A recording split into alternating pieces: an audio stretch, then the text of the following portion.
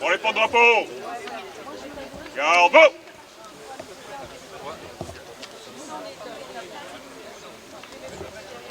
Cette colonne, vous mettrez de ce côté-là du monument, cette colonne, de ce côté-là, mais on va passer sur le côté-là. Pour les porte-drapeaux. En avant. Marche.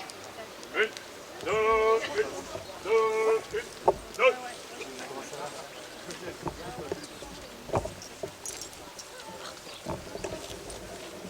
Pour les porte-drapeaux. Attention pour s'arrêter. Halt. Resserrez s'il vous plaît. Resserrez. Resserrez. Resserrez. Pour les porte-drapeaux. Mesdames et messieurs les autorités, mesdames et messieurs, la cérémonie va se dérouler de la façon suivante. Chant yiddish, hymne des partisans juifs d'Europe orientale. Allocution de l'association culturelle israélite de Pau par M. François Basse.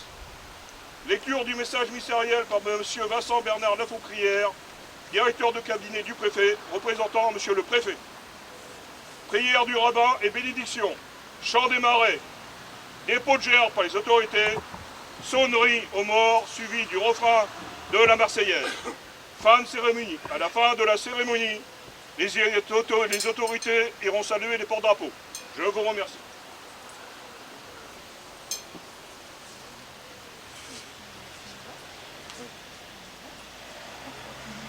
Pour les porte-drapeaux. Garde-vous.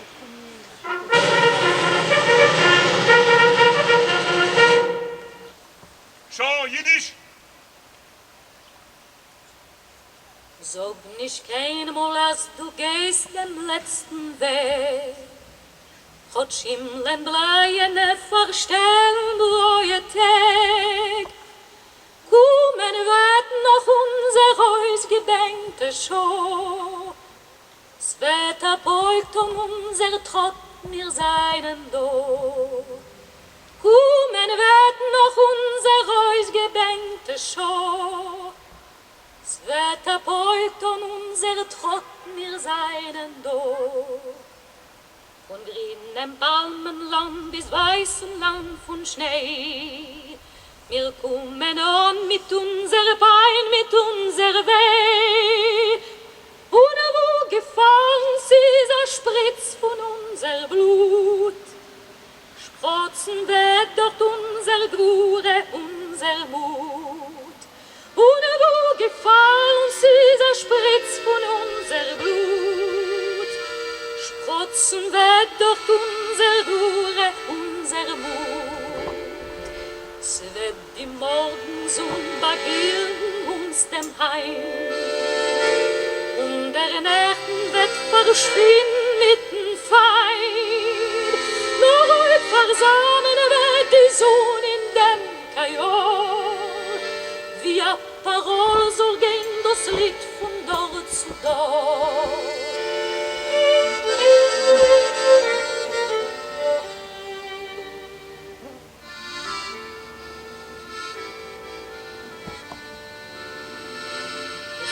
Geschrieben ist mit Blut und nicht mit Blei. Es ist nicht kein Lieder von Erfolg, Leute frei. Das hat ein Wort zwischen Frauen, die gewinnt. Das Lied gesungen mit einer Ganes in die Hände. Das hat ein Wort zwischen Frauen, die gewinnt. Das Lied gesungen mit einer Ganes in die Hände. Sag nicht einmal, dass du gehst den letzten Weg. Und schimmeln Breien verstellen neue Tag. Kommen wird noch unser Haus gebänkte Show. Sie Wetter beugt und unser Trott mir seinen Dor. Kommen wird noch unser Haus gebänkte Show. Das Wetter beugt und unser Trott mir seinen Dor.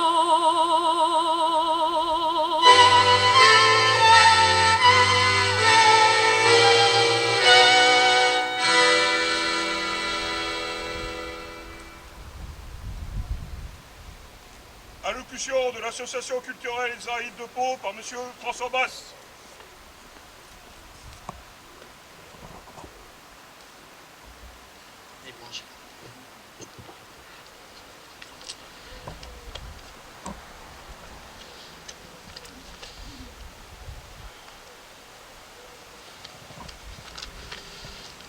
Monsieur le secrétaire général de la préfecture, Madame la députée, Monsieur le représentant de la mairie de Pau, Messieurs les représentants des autorités militaires et civiles, Mesdames, Messieurs, cette année, nous nous retrouvons à nouveau devant le monument commémorant la journée nationale de mémoire des victimes des crimes racistes et antisémites de l'État français et en hommage aux Justes de France. Cette commémoration, initiée par le président François Mitterrand en 1993, s'est étoffée en 1995 à la suite des déclarations du président Jacques Chirac reconnaissant la responsabilité de l'État français. Depuis ces dates, consciencieusement, nous nous remémorons l'histoire en espérant donner une leçon aux nouvelles générations, en espérant laisser un message résumé par le slogan « Plus jamais ça ».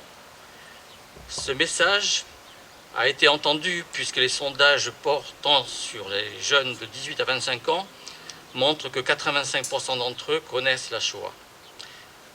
Mais malgré cette connaissance, depuis quelques années et de plus en plus nettement, depuis le 7 octobre 2023, date du pogrom ignoble en Israël, nous assistons à une résurgence de haine raciale et antisémite ici en France.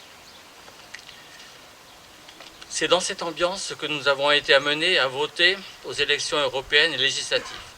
Un des aspects des résultats des dernières élections montre une scission au sein de la société française. D'un côté, des citoyens stigmatisant une partie des émigrés comme responsables du désordre sécuritaire, voire économique, et d'un autre côté, des citoyens français assimilant d'autres Français de confession juive à l'armée israélienne, voire aux colonialistes, et pourquoi pas au grand capital. Par chance, une bonne moitié des votants est restée à l'écart de ces idées racistes malsaines. Sommes-nous revenus 82 ans en arrière? Les cours faits aux élèves sur les valeurs de la République française, sur la tolérance, sur la Shoah, des cérémonies comme celle d'aujourd'hui, les beaux discours ne servent-ils à rien? Nous sommes-nous trompés depuis tant d'années? En tout cas, le message, s'il est passé, ne semble pas avoir été assimilé ou compris. Le racisme et l'antisémitisme perdurent. La devise de la France semble se réduire à des revendications de liberté, des revendications d'égalité, mais aux dépens de la fraternité. En 1936, un parlement social et généreux est élu. Ces mêmes parlementaires, après l'échec économique du Front populaire, établissent dès 1938 une police des étrangers. Un an plus tard sont créés des camps pour indésirables, comme celui de Gurs, et ces mêmes parlementaires finissent par donner les pleins pouvoirs à Pétain. Arrive alors le statut des Juifs, les étoiles jaunes, la rafle des Juifs étrangers, puis la rafle de tous les Juifs, enfants compris. Les bons sentiments initiaux n'ont pas protégé la violence de la guerre, ni ses horreurs, l'horreur jusqu'au fin fond du territoire national. Ici à Pau, le travail minutieux de M. Saugeron du Musée de la Résistance a fait ressortir cette année des documents édifiants. En mai 1944, d'abord en 1942, il y a eu des rafles des Juifs étrangers à Pau. Mais en mai 1944 était élaborée une liste des Juifs de Pau et de sa périphérie. Le but de cette liste était le ramassage des Juifs pour, on le sait maintenant, une déportation, une extermination, un génocide. Au passage, on peut admirer l'embarras des auteurs des missives parlant d'un ramassage, comme on fait un ramassage scolaire ou de poubelle.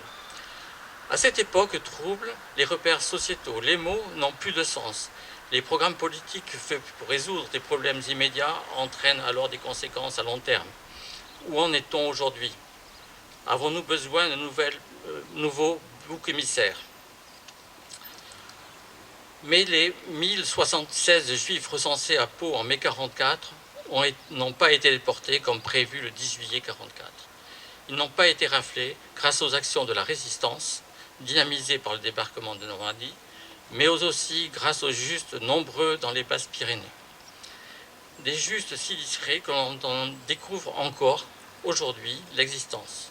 Je pense en particulier à une famille locale dont le dossier est actuellement étudié par l'Institut du Yad Vashem à Jérusalem afin de recevoir le titre de Juste parmi les nations.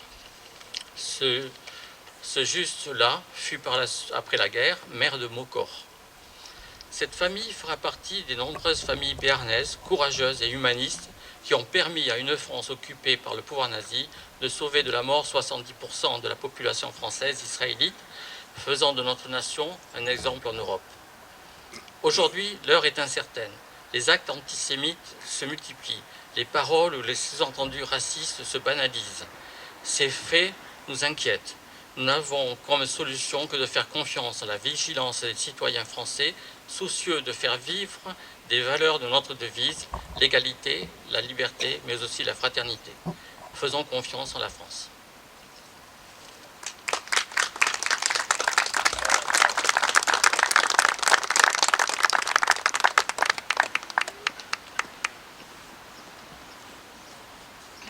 Lecture du message ministériel par M. Vincent Bernard Lafoucrière, directeur de cabinet du préfet, représentant M. le préfet.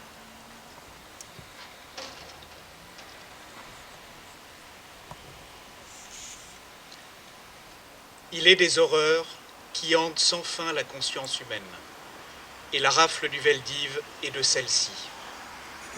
Il y a 82 ans. C'est une vie, et pourtant, c'était hier.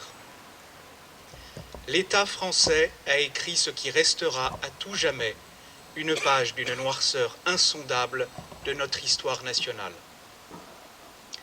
Il est 4 heures du matin. Ils sont venus nous chercher. Je vous dis adieu.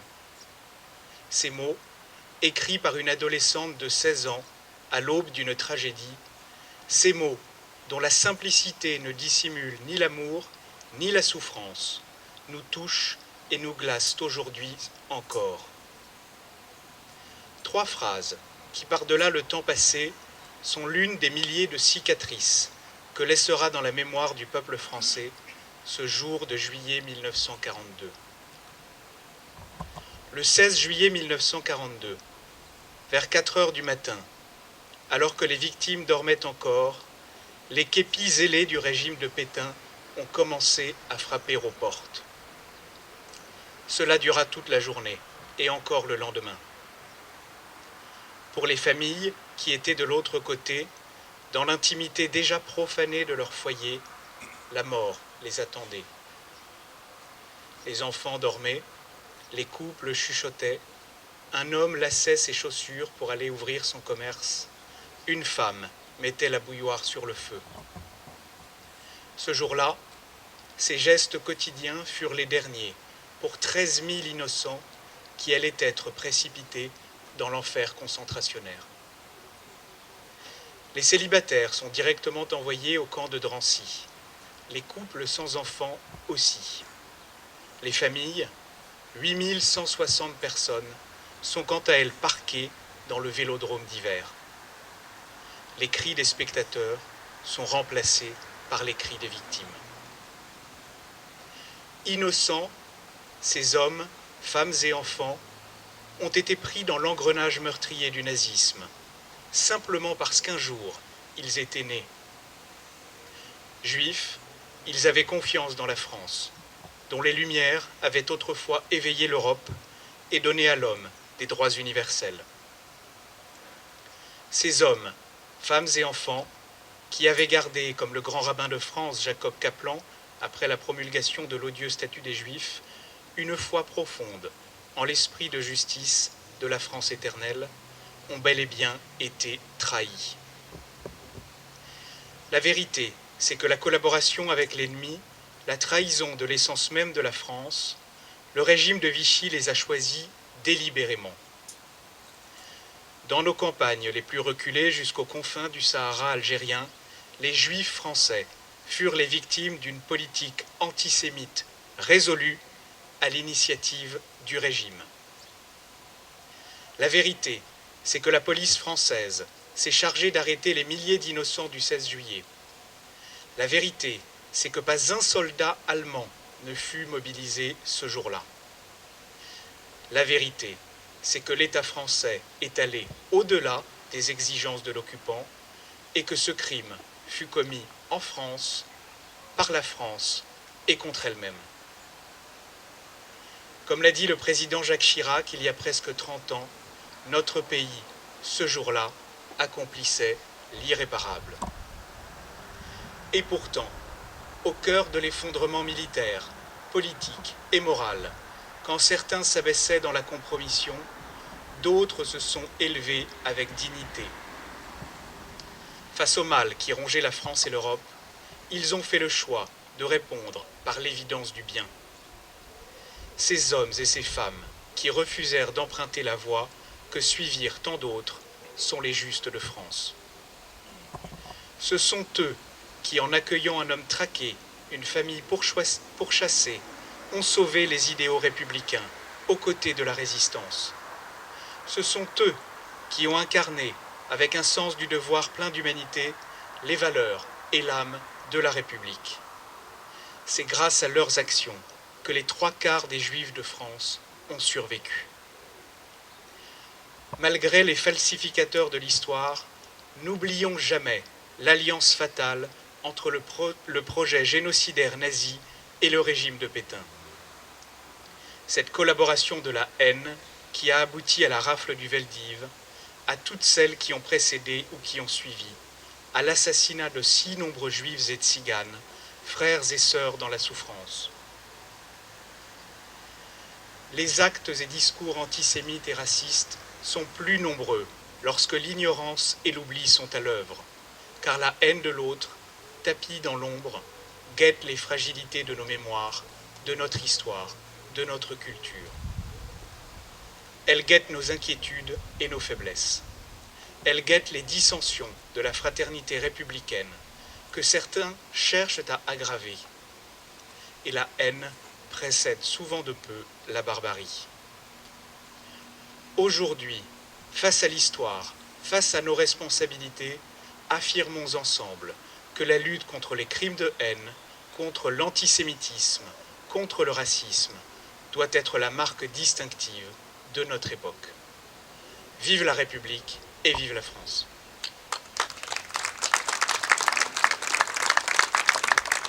Prière de Monsieur le rabbin et bénédiction.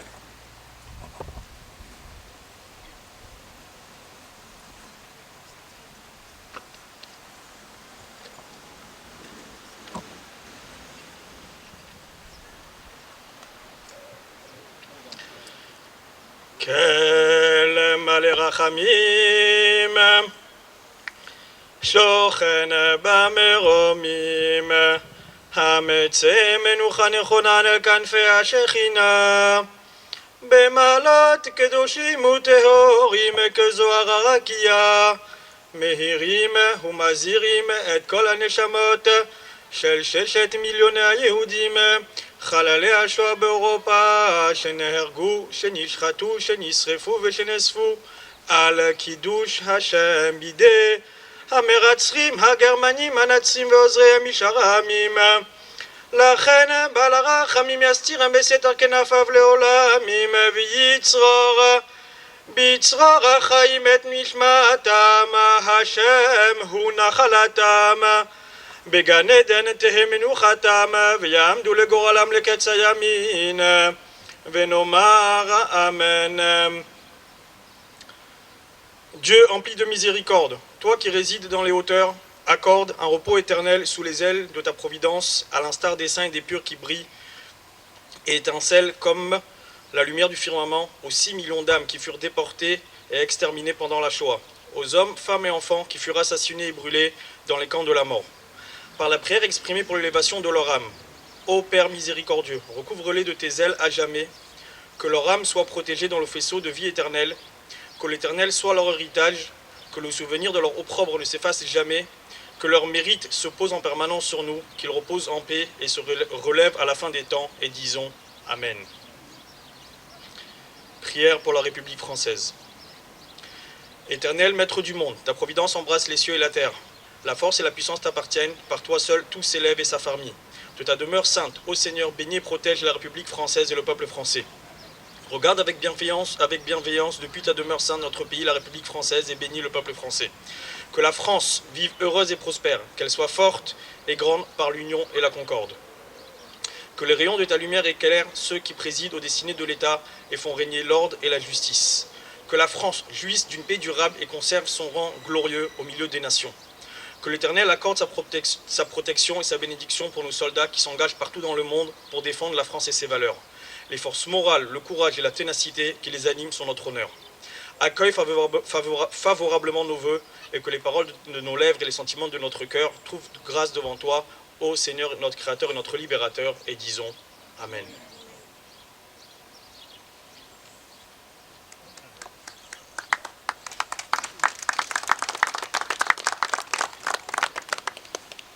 Chant des marais.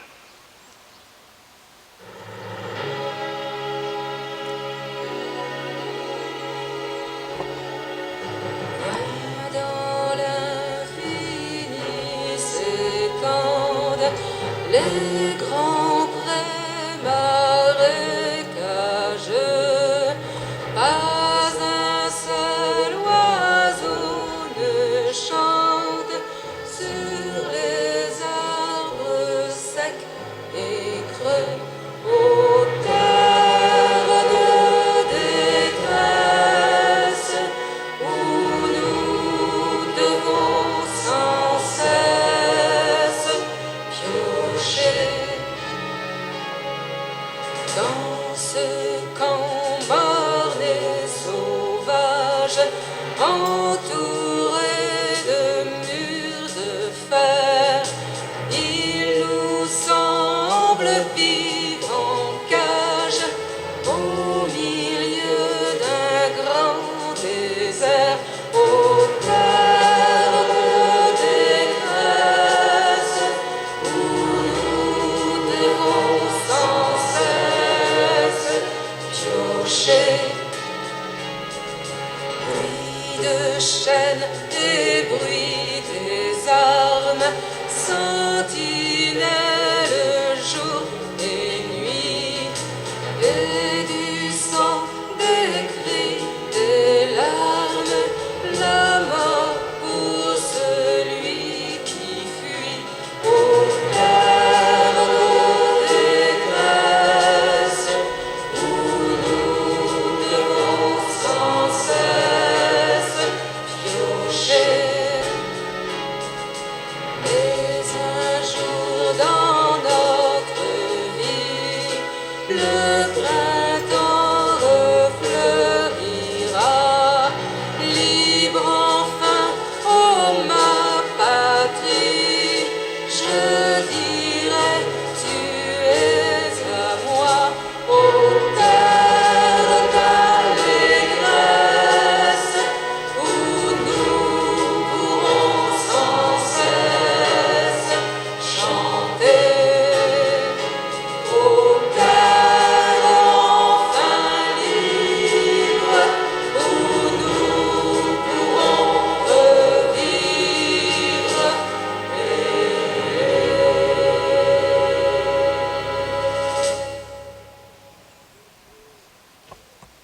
Dépôt de gerbes par les autorités.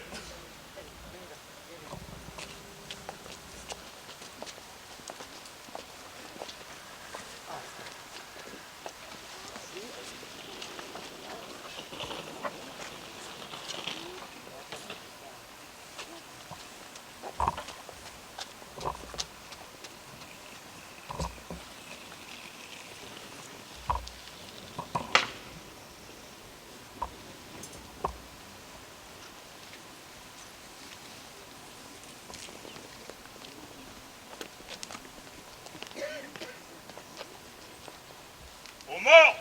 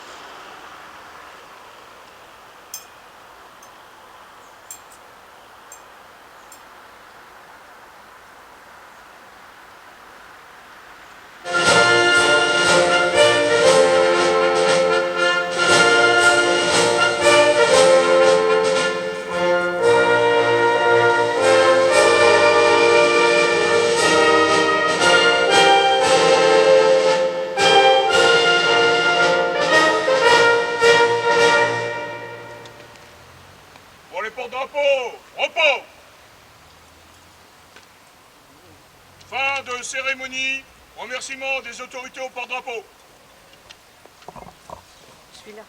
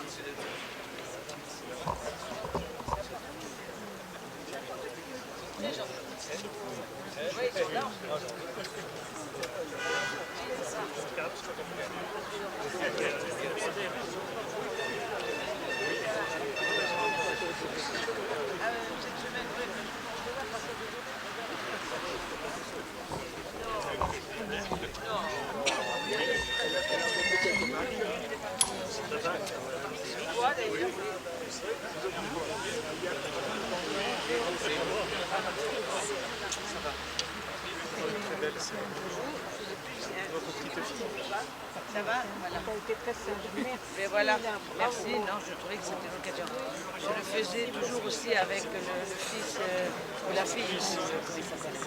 J'ai toujours pris ici, ça me paraissait, comment il s'appelle dis-moi, la fille qui a la casquette. Ah, voilà, voilà, Benetas.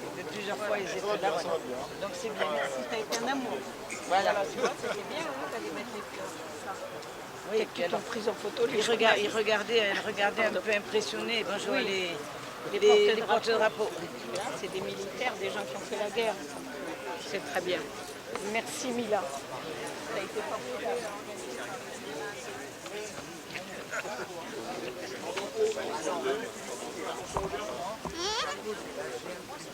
Impeccable. Tu reviens la prochaine. On t'appelle. Ah ouais, on t'appelle.